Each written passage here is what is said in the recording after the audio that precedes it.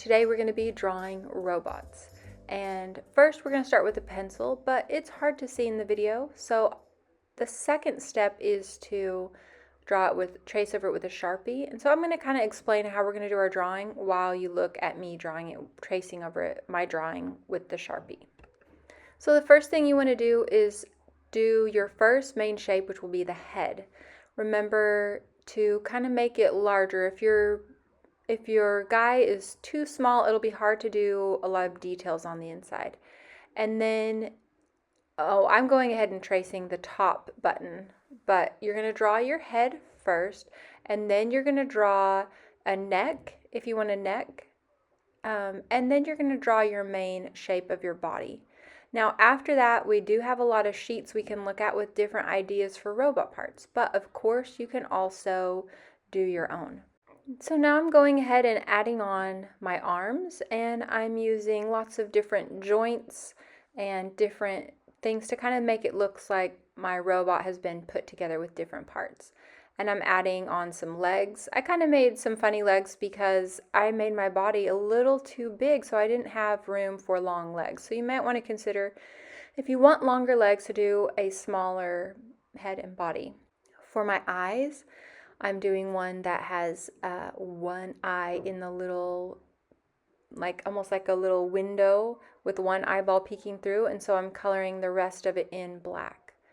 And then I'm adding a nose if you want one, add a nose and add some sort of a mouth. And then after that, any other details you want to add will just make your robot look more interesting. So you can add some sort of little fidgets on the side to make a sort of ear part. And then the coolest part about a robot is doing the control panels. So you can look at the different control panels or come up with your own ideas. If you had a robot, what kind of buttons would you want to have on it? What kind of controls would you want to see? And add in those. Now, once you're done with all of your details on your robot, then you'll get your marker and trace over it. And make sure you put your name either small on the front or on the back with a pencil. And then next time we're going to be adding some color to our robots and painting them. Oh, and you can go ahead and do this step today. If you finish all the way of your tracing, you can get an eraser and erase any extra pencil bits. Now notice I didn't color too much in with my black because I want to save room for the color.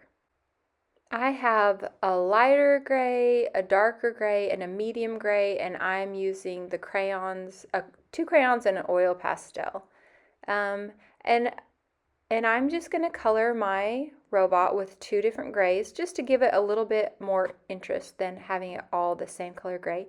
And also, you can also choose to leave some spots white if you think some spots are white. So our robot will be white and gray and black. Once you're done with the grays of your robot, we're going to start adding some watercolor. You need to get a lot of water on your brush. I'm having to wake up my color with the brush by swirling it around on there. I'm just doing an abstract background with a lot of color to contrast with the gray of my robot. That makes it more exciting because I'll have a colorful background and a monochromatic, that means all of one color of my robot. And remember to give Mr. Brush his nice relaxing bath in between colors.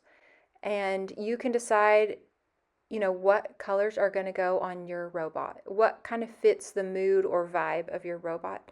I can't wait to see what you come up with. Remember, creativity takes courage, and you've got this.